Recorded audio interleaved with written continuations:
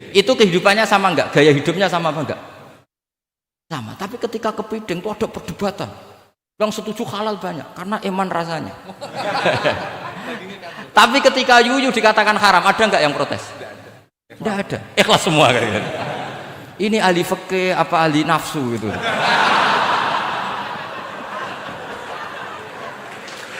Jadi apa debat itu akhirnya nggak mutu kan?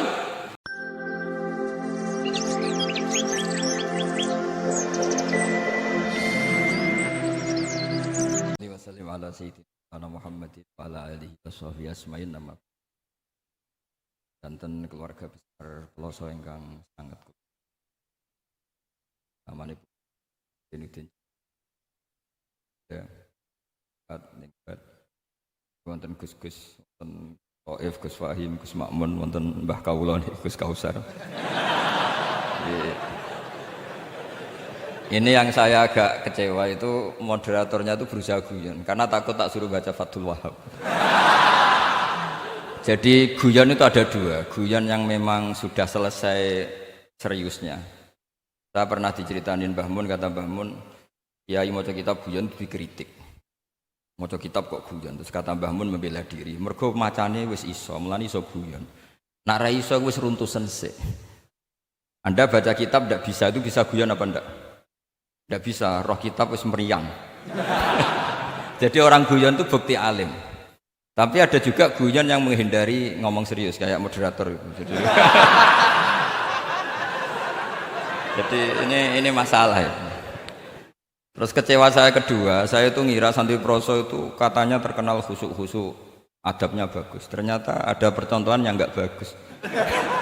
Di depan para gus-gusnya guyon.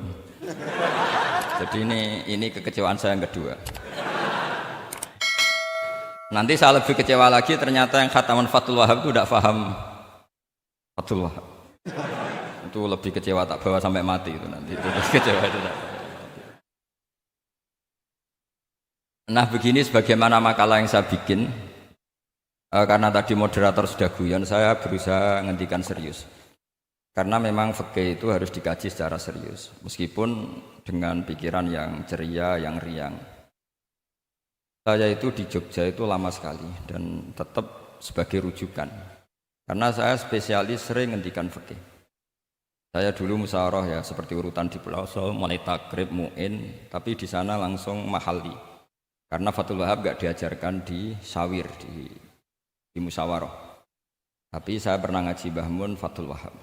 Dan beliau sering berpesan, nak kanggo masyarakat ojo wahab repot, nganggo mahalli saja. Mahalli itu kan Surahibin itu yang mensarai minhajud thalibin. Ini bukti bahwa saya ini alim betul, bukan guyon yang dari tidak alim itu. Jadi ini bedanya saya dengan moderator.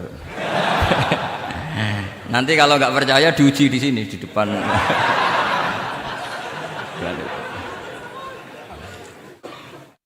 Saya ngaku alim itu bukan karena sombong, tapi keharusan. Karena begini ya, kalau kamu punya istri mau melahirkan, itu mesti nyari tulisan bidan.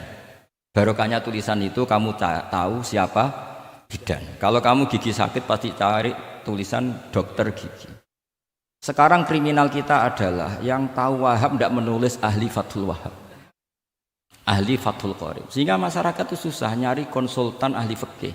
Karena santri Peloso tidak menulis di rumahnya ahli Fathul Wahab, ahli Fathul Qorib. Lo itu penting supaya orang tahu. Setidaknya kenapa nyuwun sewu banyak, kalau saya boleh agak merovokasi, dan itu bagus, provokasi itu bagus kadang, tapi untuk kebaikan.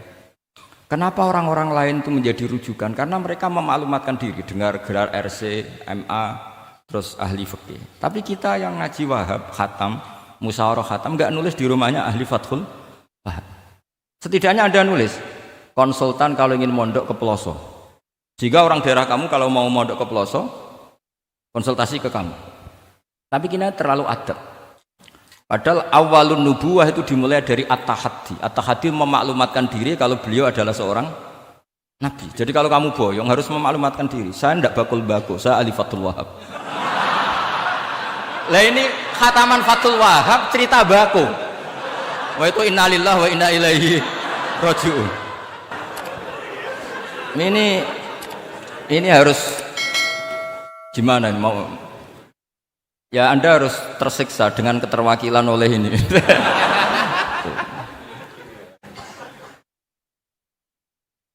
Saya ini baca kitab banyak sekali, termasuk kitab Ithaf.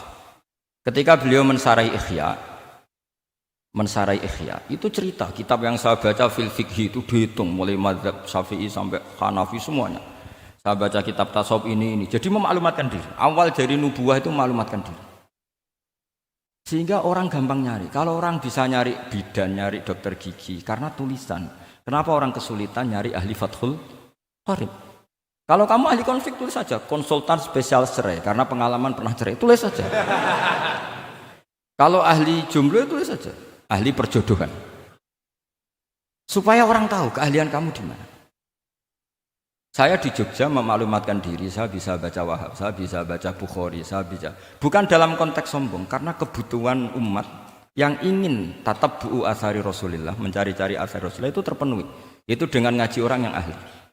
Tunjukkan kalau baca kamu benar dan sebagai solusi umat. Umat ini punya problem banyak.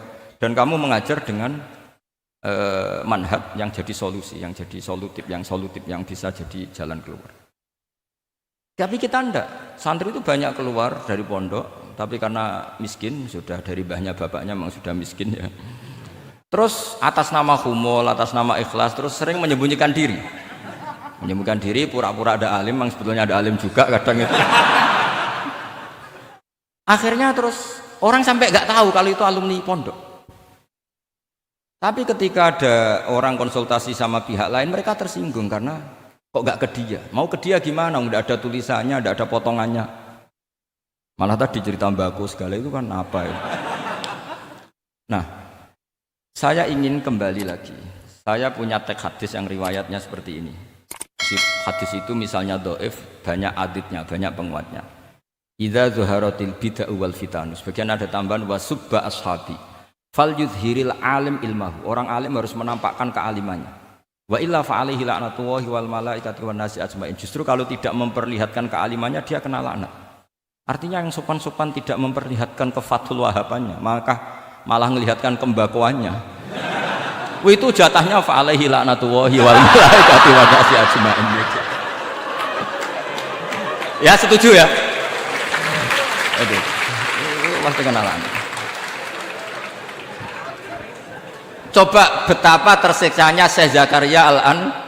Tadi itu mulai ngomong tuh nggak pernah menyebut Syekh Zakaria Al-Ansori. Kayak apa tersiksa? Kitabku dikaji nyebut jenengku era gelem gitu. Padahal Syekh Zakaria Al-Ansori syarat menjadi orang alim seperti dari sekian tarjamah, istilahnya dalam bahasa Arab terbaru itu tarjamah itu Syekhul Islam Syekh Zakaria Al-Ansori. Itu saya pilih yang dari kitab Manhajus Sawi karanya Habib Zain bin Smith. Itu dari sekian manaqib yang saya baca di Sulaiman Al-Jamal di mana-mana. Paling menarik itu. Syaratnya jadi orang alim itu dua, punya guru alim, punya murid alim. Karena Anda akan tersiksa. Sangat-sangat tersiksa. Ngaji sama gurunya takut disuruh baca, gurunya alim, mau ngorek ya meriang muridnya alim. Itu yang dialami Syekh Zakaria Al-Ansori. Sehingga beliau ngendikan dukik itu bena hajaro ini. Saya ini ditempa dua batu, cara Jawa digebek dua batu. Mau ngaji ya takut karena gurunya alim alamah yaitu pengarang Fathul Bari Ibnu Hajar Al-Asqalani. Mau mulang ya meriang mergo di murid alim alamah jenis Ibnu Hajar Al-Haytami. Jadi aku sampai ngaji ya persiapan, sampai mulang ya persiapan. Kayak apa susahnya jadi Syekh Zakaria Al-Ansori? Mau ngaji setoran ya persiapan, mau ngajar persiapan. Makanya kata Mbah Mun, syarat utama ulama itu harus punya murid alim. Saya pernah didhawuhi Mbah Mun, aku mau gak ada anak wis naji itu wis naji. Saya juga izin jadi kiai.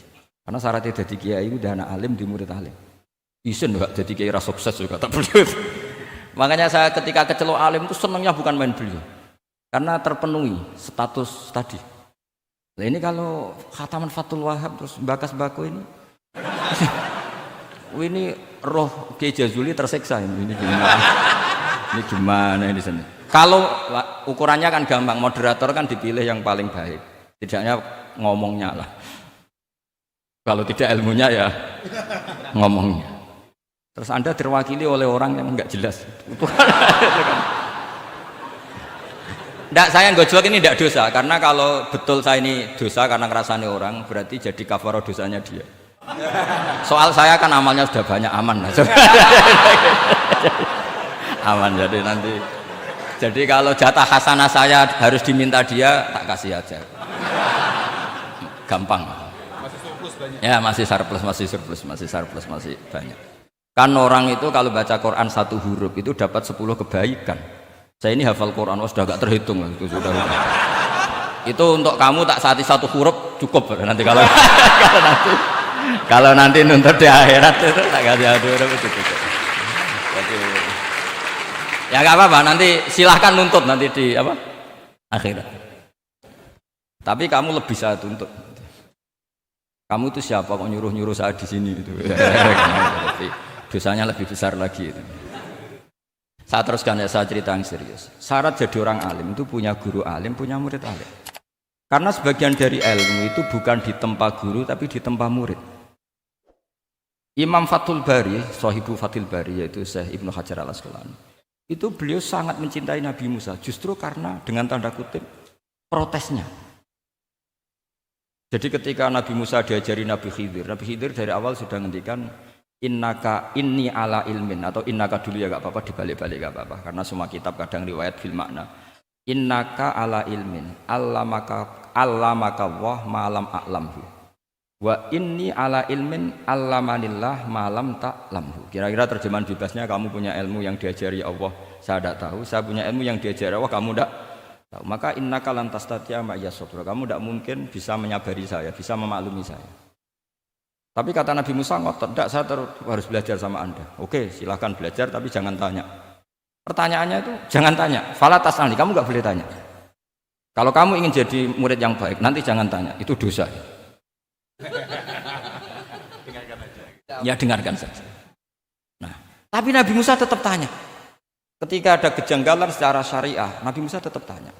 Dan itu oleh kitab-kitab tasawuf dianggap dengan tanda kutip kesalahannya Nabi Musa. Meskipun mimbabi hasanatil abrar sayyatul muqarrabin. Tapi di kitab fikih itu dipuji sundul langit. Protesnya Nabi Musa. Jadi di kitab tasawuf disalahkan karena kitab tasawuf pemuja tadi ketertaatan pada guru. Kitab fikih enggak. Ini bukti adallud dalil bahwa Musa itu orang pilihannya Allah. Dia tidak sabar, beliau tidak sabar kalau melihat kemungkaran. Jadi gugatannya Nabi Musa dianggap apa? Sur'atu ghiratihi fillah atau sur'atu ghairatihi fillah. Ada yang baca ghairah, ada yang baca ghirah. Ini karena ngadepi santri Fathul Wahab. Tak terpaksa baca 2 kali.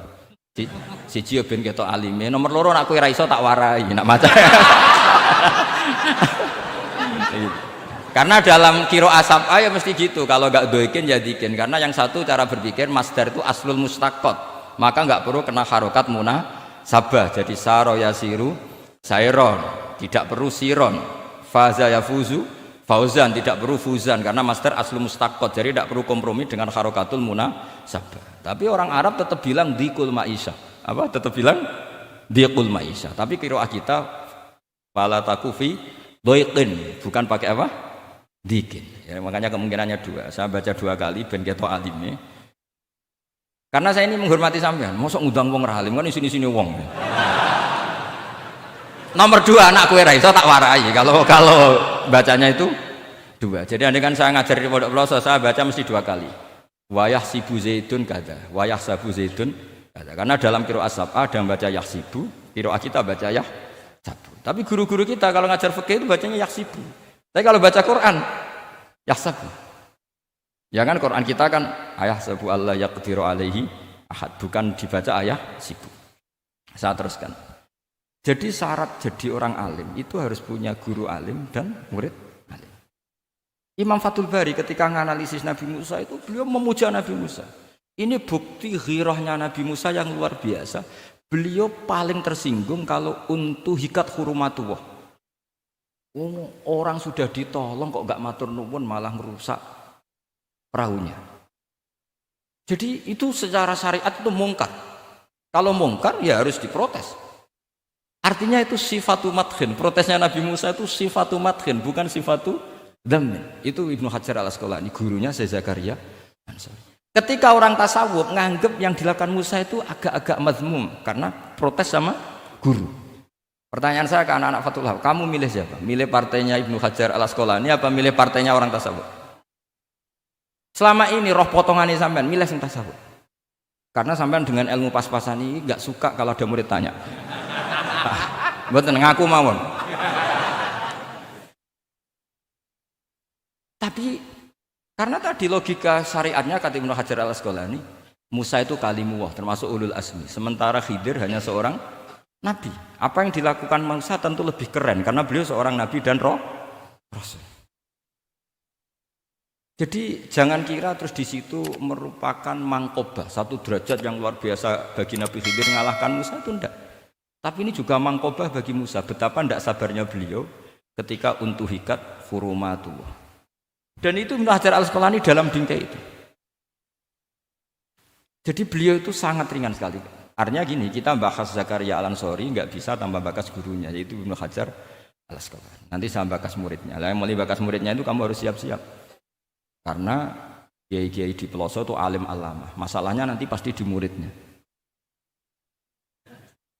Saya Zakaria al-Ansori aman karena punya murid Ibnu Hajar al-Haytami. Ibnu Hajar al-Haytami aman karena punya murid Zainuddin al-Mali Bari yang ngarang. Ya, mulai jenengan ini. Jadi masalah bukan pada gurunya, tapi pada siapa? Muridnya. Terus Ibnu Hajar al-Asqalani itu orang yang luar biasa.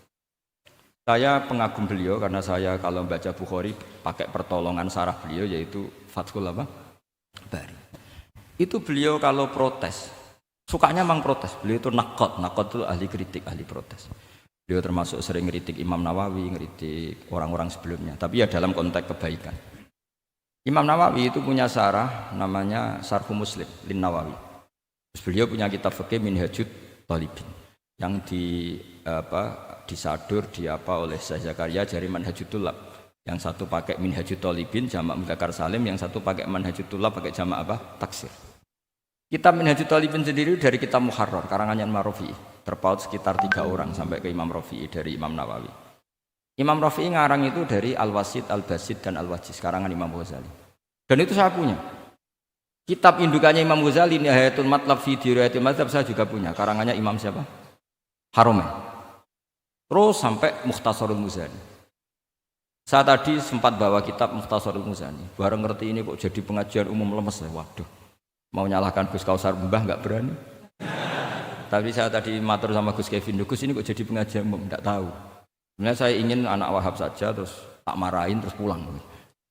Tapi ini di depan orang banyak, kalau marahin kan nggak baik ya, sudah saya tak rileks saja. Tak ceritakan bukti keseriusan fikih itu dikarang. Misalnya begini, ini contoh Zakaria al-Ansori, Syekh Zakaria al-Ansori ketika dengan tanda kutip sering bilang wa ta'biri bidzalik aula min ta'biril asli kadan atau a'ammu min ta'biril asli kadan. Kenapa ada gugatan takbir?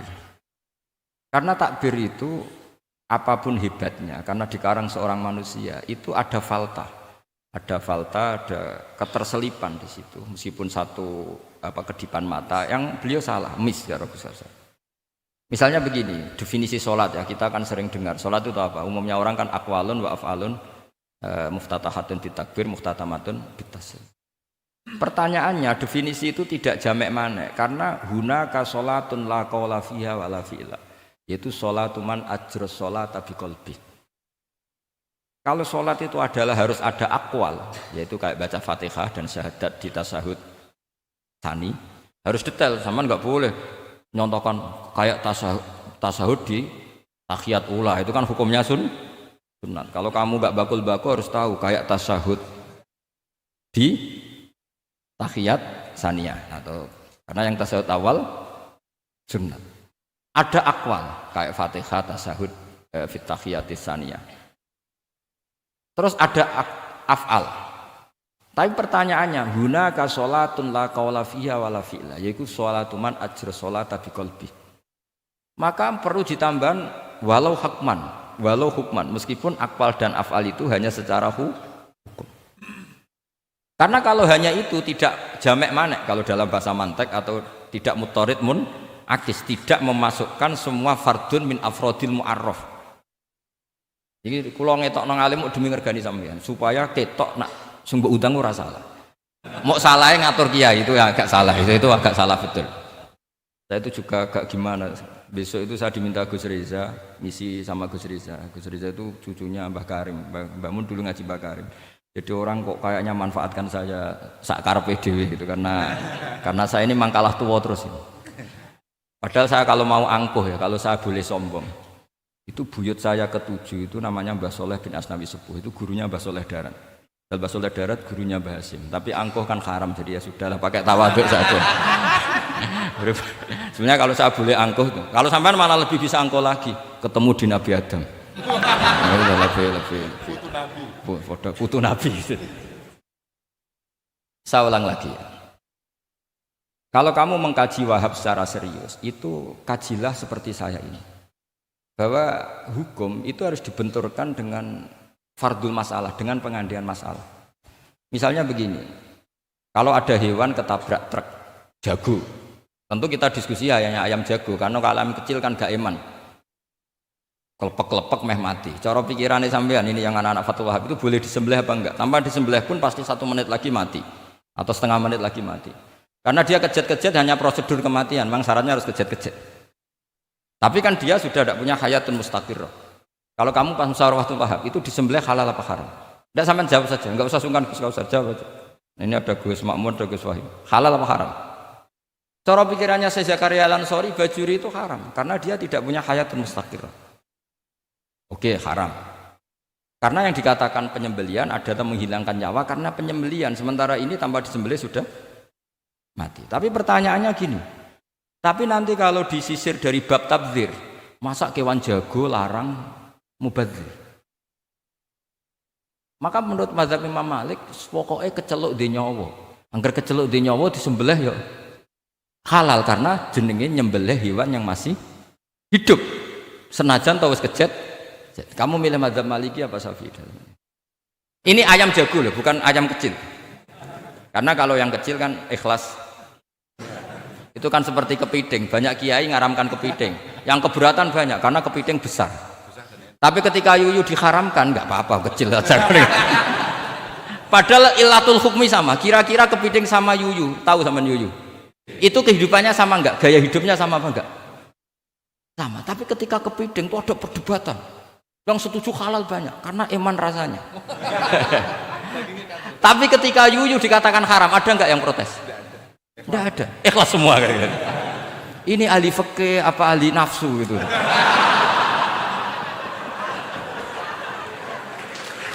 Jadi apa debat itu akhirnya enggak mutu kan?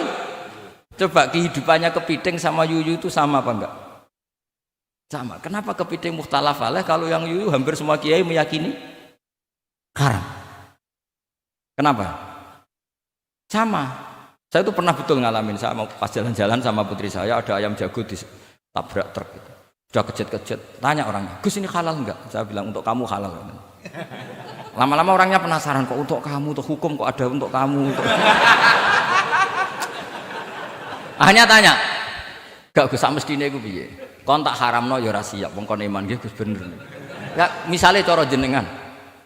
Aku kiai kurang pegawean tapi ya mangan pitik kejet-kejet aku. Tapi ini logika ya, logika yang dibangun fikih. Fikih itu kalau bangun kaidahnya gampang. Fikih itu gampang sekali karena sesuai fitrah manusia. Misalnya fikih itu kadang saya baca itu ya tertawa. Coba, orang wajib mandi karena keluar mani. Ya sudah keluar mani wajib mandi. Sebetulnya keluar anak itu tidak ada hadisnya, nggak ada dalilnya. Tapi wajib mandi orang nifas itu karena mengeluarkan anak. Itu orang-orang fikih yang masih asli itu kalau bilang ya li anal walada maniun munakidun. Ya. Kadang-kadang sembrono. Ya enteng saja. Mbah jenengan tak nonton tenan kok ngendikane gitu. Li anal walada maniun munakidun. Jadi sampean itu ya maniun munakidun.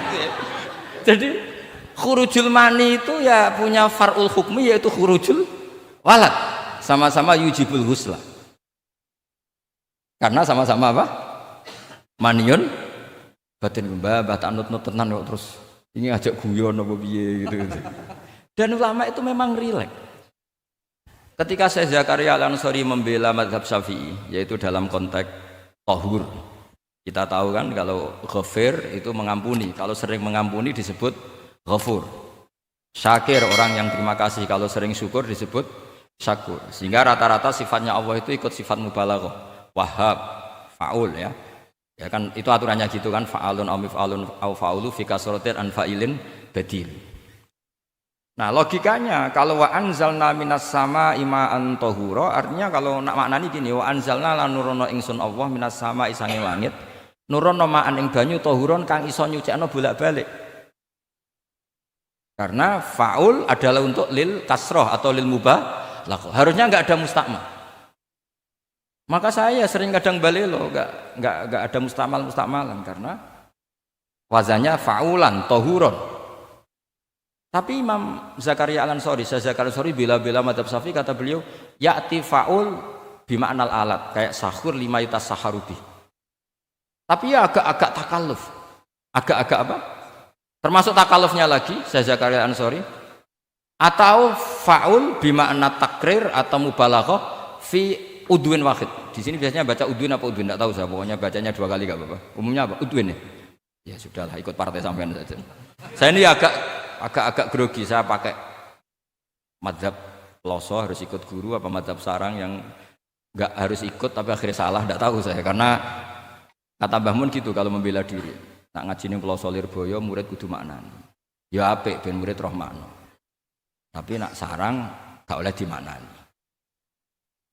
Sarang ketika dinyek al ilmu sayyidun wal kitabatu qaiduhu qayyid apa yudaka fil hibalil wasiqa, kata beliau iya tapi nak naline kakean ya mati padha wae. Itu karena itu jadi itu guyonan ya, guyonan manhaj.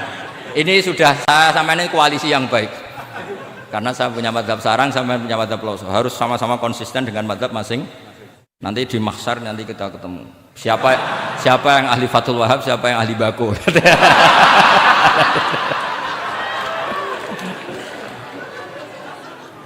Nah, pikirannya Fathul Wahab kalau sampean khatam betul itu untuk takrir tapi fi udwin wahid, yaitu air yang sudah mensucikan ini misalnya masih bisa mensucikan ini, yang bisa mensucikan asal masih fi udwin wahid. Ya sudah, di situ saja takrirnya atau mubalaghahnya di situ, bukan ke anggota yang lain. Oke, itu meskipun agak, tapi Imam Malik dan semua ulama hampir mengatakan tohur itu ya tetap ikasrotil istimal, artinya ya sudah bisa takrirut tathir. Tapi yang bilang tathir digugat lagi, digugatnya gini, tohur itu mubalaghah dari tohir, bukan dari mutohir. Ini kalau sampean fasul masail, sampean nggak pernah tahu fasul masail sedetail ini, nanti diulang lagi khatamannya. Tohur itu bukan mubalaghah dari tohir, tapi dari mutohir. Padahal bahasan kita tentang tathir, bukan tentang tuhur. Taman mikir toh?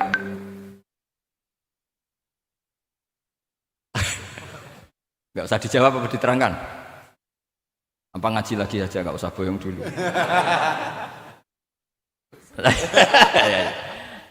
Nah, kemudian akhirnya ulama mulai mikir bahwa la makna li tahiriyah illa dengan fungsi tahuriyah. Tidak ada gunanya disestatuskan suci kemudian tidak berakibat mensucikan, karena ini air masih murni, ma'un mutlaq. Kecuali kayak teh kopi berstatus suci tapi tidak mensucikan. Tentu ma'an tahura di konteks itu adalah tahir mutahhir, karena contohnya air mutlak bukan kopi. Berarti meskipun tahur itu dari mubalaghah tahir tapi maknanya mutahhir, itu perdebatan. Akhirnya apa? Orang itu menjadi cerdas, terutama di era Ibnu Hajar Al-Haytami, karena beliau ahli fikir. Beliau itu cerdasnya Masya Allah. Tapi apapun itu, beliau tetap manusia. Kecerdasannya kadang berlebihan dalam aturan yang dipatok madzhab Syafi'i, termasuk mensyaratkan Jumatan harus orang 40. Sekarang pertanyaannya gini, sama tak beri pertanyaan, harus bisa jawab. Meskipun salah, nggak apa-apa. Saya butuh jawaban, nggak butuh benar. Karena sudah tahu, mesti agak salah itu, nggak apa-apa. Ketika ada satu kampung yang orangnya tidak sampai 40 dan mereka ingin Jumatan, menurut kamu itu harus Jumatan, apa boleh Jumatan, apa harus duhur? Apa ya Jumatan ya duhur? Masyarakat gak mau biasanya. Tidak, harus Jumatan, boleh tidak Jumatan, apa harus duhur? Apa nggak perlu ada hukumnya, ben karepmu. Nah, di kitab-kitab I'anatul Thalibin Sayyid Abi Bakar Sato Itu beliau ngendikan, kamu harus tetap Jumatan meskipun jumlahnya belum 40. Karena apa? Madorot tarkil Jum'ah itu lebih ngeri ketimbang mensyaratkan 40 yang asal usul dalilnya itu tidak jelas. Imam Ahmad bin Hanbal kalau ditanya apakah Jumatan harus 40, itu ghadiban sadidan, marah besar. Lam yarid fil adat nasun, kata beliau. Enggak ada dalam adat Jumat dan nas. Imam Syafi'i itu hanya asumsi, biasanya wong 40 mesti ono waline. Tapi potongan-potongan gini meskipun sebanyak ini kan enggak, sampean menjamin enggak kalau ada 200 orang ada walinya ini? Dulu itu 40 orang pasti ada walinya, sekarang mbok 1000 enggak ada jaminan ada wali. Dulu itu ada 2 wali, yang satu rokok, dikritik sama yang enggak rokok. Mosok pangeran dikebuli katanya karena tapi wali rokok ini ahli tauhid. Allah laisa bimakanin katanya. Saya tidak tahu ini. Ini tadi ya kacau. Wali itu kalau sudah debat itu benar mana? Yang satu goslo, wali kok rokokan, pangeran kok dikebuli. Yang satu bilang apa? Allah laisa bimakanin. Saya teruskan. Jadi perdebatan di fikih itu sebetulnya semuanya itu rasional. Karena fikih dibangun di bawah qaidatul fikhi, qawaidul fikhi dan usul fikih. Dan semuanya itu muktabas atau multamas atau makhud min Rasulillah sallallahu alaihi wasallam. Sekarang saya beri satu analogi. Pernah ada satu kejadian Rasulullah sallallahu alaihi wasallam menghentikan la yusalliyanna ahadukum illa fi Bani Quraidah. Kamu jangan sholat asar kecuali sampai Bani Quraidah. Kira-kira saya ngomong sama santri, kamu jangan sholat asar kecuali sampai Lirboyo. Sebelum sampai Lirboyo ternyata kadati samsu antaghruba, matahari hampir tenggelam.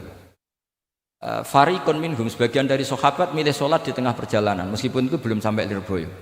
Alasannya musaro'ah fil waktu supaya tidak qadha.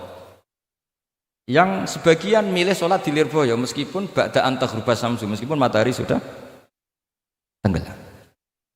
Ketika dilaporkan ke Rasulullah itu falam ya'nif, ada yang baca falam yu'annif wahidan, tak baca 2 kali karena ini nanti bisa jadi debat kusir. Sampean bacanya ya'nif apa yu'annif enggak tahu, pokoknya saya baca 2 kali. Kalau baca sampai 3 kali yang 3 salah karena memang pilihannya hanya 2.